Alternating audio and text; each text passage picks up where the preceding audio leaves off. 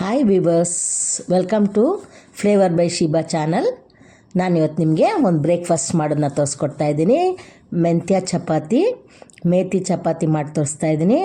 Good for health. ಅದು ನೀವು ಮನೇಲಿ ಮಾಡಿ ನೋಡಿ, ಟೇಸ್ಟಿಯಾಗಿರುತ್ತೆ. ಒಂದು ಚೂರು ಕಹಿ ಇರೋದಿಲ್ಲ. ಫಸ್ಟು ನೋಡಿ, ಚಪಾತಿ ಎಷ್ಟು ಸಾಫ್ಟಾಗಿದೆ ನೋಡಿ, ತುಂಬ ಟೇಸ್ಟಿಯಾಗಿರುತ್ತೆ. ಮಾಡಿ ನೋಡಿ ಮನೇಲಿ. ಫಸ್ಟು ಮೆಂತ್ಯ ಸೊಪ್ಪನ್ನ ಬಿಡಿಸ್ಬಿಟ್ಟು ತೊಳೆದು ಇಟ್ಟಿರೋದು, ಅದನ್ನ ಸಣ್ಣ ಸಣ್ಣದಾಗಿ ಕಟ್ ಮಾಡ್ಕೊಳ್ಬೇಕು. ಕಟ್ ಮಾಡಿಬಿಟ್ಟು ಬಾಣಲಿಲಿ ಬಾಡಿಸ್ಬೇಕು.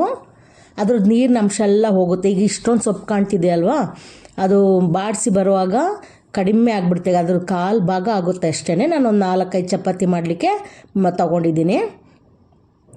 ಇದನ್ನು ಚೆನ್ನಾಗಿ ಬಾಡಿಸಿ ನೀರಿನ ಅಂಶ ಎಲ್ಲ ಹೋದ ಮೇಲೆ ಸ್ವಲ್ಪ ಎಣ್ಣೆ ಹಾಕ್ಕೊಡ್ಬೇಕು. ಎಣ್ಣೆ ಹಾಕಿದಾಗ ಇನ್ನೂ ಕಡಿಮೆ ಆಗಿಬಿಡುತ್ತೆ ಅದರದ್ದು ಕ್ವಾಂಟಿಟಿ. ಅದನ್ನು ಚೆನ್ನಾಗಿ ಬಾಡಿಸಿ, ತುಂಬ ಟೇಸ್ಟಿಯಾಗಿರುತ್ತೆ. ಒಂದು ಒಳ್ಳೆ ಸ್ಮೆಲ್ ಇರುತ್ತೆ. ಟೊಮೆಟೊ ಗೊಜ್ಜು, ಚಟ್ನಿ ಜೊತೆಗೆಲ್ಲ ತಿನ್ನಲಿಕ್ಕೆ ತುಂಬ ಚೆನ್ನಾಗಿರುತ್ತೆ. ಮತ್ತು ಆರೋಗ್ಯಕ್ಕೂ ಒಳ್ಳೆಯದಲ್ವ, ಮಕ್ಕಳು ದೊಡ್ಡವರು ಎಲ್ಲರೂ ತಿನ್ಬೋದು. ಸಾಫ್ಟಾಗೂ ಇರುತ್ತೆ.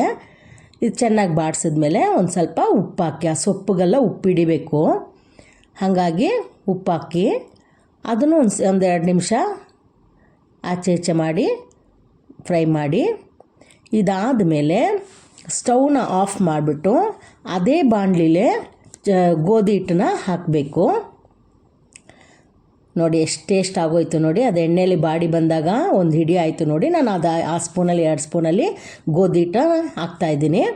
ಆಮೇಲೆ ಮೆಂತ್ಯ ಸೊಪ್ಪನ್ನ ಹಾಕ್ಬಿಟ್ಟು ಸ್ವಲ್ಪ ನೀರು ಹಾಕ್ಬೇಕು. ಯಾಕಂದರೆ ಅಲ್ಲಿ ಮೆಂತ್ಯ ಸೊಪ್ಪು ತೇವಾಂಶ, ಅದು ಎಣ್ಣೆದು ತೇವಾಂಶ ಎಲ್ಲ ಇರುತ್ತೆ.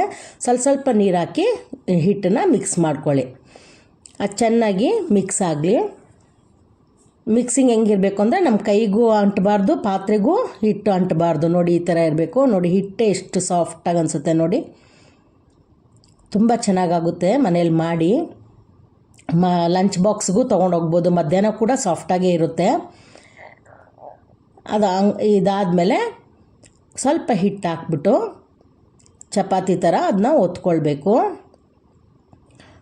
ಒತ್ತಿದ್ಮೇಲೆ ಒಂದು ಡ್ರಾಪ್ 1 or 2 ಡ್ರಾಪ್ಸ್ ಆಯಿಲ್ ಹಾಕ್ಬಿಟ್ಟು ಫೋಲ್ಡ್ ಮಾಡ್ಕೊಳ್ಳಿ.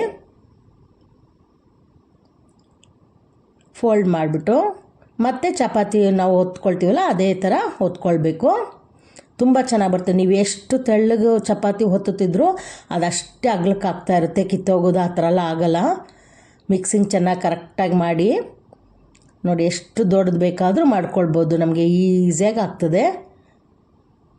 ಮೆಂತ್ಯ ಸೊಪ್ಪು ಆರೋಗ್ಯಕ್ಕೆ ಒಳ್ಳೆಯದು. ಅದು ಆವಾಗವಾಗ ಮೆಂತ್ಯ ಸೊಪ್ಪು ಬಾತು, ಪಲ್ಯ ಹೀಗೆ ಚಪಾತಿ ಜೊತೆಗೆ ಮಾಡ್ಕೊಂಡು ತಿನ್ನೋದೆಲ್ಲ ತುಂಬ ಒಳ್ಳೆಯದು, ಹೆಲ್ತಿಗೆ ತುಂಬ ಒಳ್ಳೆಯದು.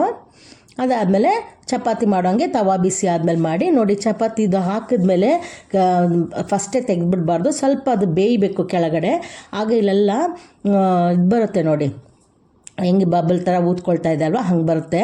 ಹಂಗೆ ಬಂದಿದೆ ಅಂದರೆ ಕೆಳಗಡೆ ಒಂಚೂರು ಬೆಂದಿರುತ್ತೆ. ಆಗ ಉಲ್ಟಾ ಮಾಡಬೇಕು ನೋಡಿ. ಒಂಚೂರು ಕಲರ್ ಬಂದಮೇಲೆ ಉಲ್ಟಾ ಮಾಡಿದ್ಮೇಲೆ ಸ್ವಲ್ಪ ಎಣ್ಣೆ ಹಾಕ್ಕೊಳ್ಳಿ. ಡ್ರೈ ಆಗೂ ಮಾಡ್ಕೊಂಡು ತಿನ್ಬೋದು. ಇಲ್ಲ ಒಂದು ಸ್ವಲ್ಪ ಎಣ್ಣೆ ಹಾಕಿದ್ರೆ ಇನ್ನೊಂಚೂರು ಟೇಸ್ಟ್ ಜಾಸ್ತಿ ಆಗ್ತದೆ ಅಷ್ಟೇ ನೋಡಿ. ಹಿಂಗೆ ಉಬ್ಬಿ ಬರ್ತದೆ ನೋಡಿ ಎಷ್ಟು ಚೆನ್ನಾಗಿ. ಹಂಗೆ ಬರಬೇಕು. ಫಸ್ಟೇ ಚಪಾತಿ ಹಾಕಿದ ತಕ್ಷಣ ತವಾಗೆ ತಿರುಗ್ಸೋಕ್ಕೆ ಹೋಗಬಾರ್ದು. ಒಂದು ಸೈಡ್ ಒಂಚೂರು ಬೆಂದ ಮೇಲೆ ತಿರುಗಿಸ್ಬೇಕು. ತುಂಬ ಚೆನ್ನಾಗಾಗುತ್ತೆ ನೋಡಿ. 2 ಸೈಡೂ ಚೆನ್ನಾಗಿ ಫ್ರೈ ಆಗಬೇಕು. ಇದಾದಮೇಲೆ ನೋಡಿ ಚೆನ್ನಾಗಿ ಬೇಯಿಸಿ ಆಚೆ ಈಚೆ ಮಾಡಿ ಬೇಯಿಸಬೇಕು. ಚೆನ್ನಾಗಿರುತ್ತೆ. ಒಂದು ಚೂರು ಕಹಿ ಇರಲ್ಲ, ಭಾಳ ಟೇಸ್ಟಿಯಾಗಿರುತ್ತೆ. ನೀವು ಮನೇಲಿ ಮಾಡಿ ನೋಡಿ, ಆಮೇಲೆ ನನಗೆ ಅದರದ್ದು ರಿಸಲ್ಟ್ ಹೇಳಿ. ಒಳ್ಳೆ ಬ್ರೇಕ್ಫಾಸ್ಟು ಮಕ್ಕಳಿಗೂ ವಯಸ್ಸಾದವ್ರಿಗೂ ಎಲ್ರಿಗೂ ಅಷ್ಟೇ.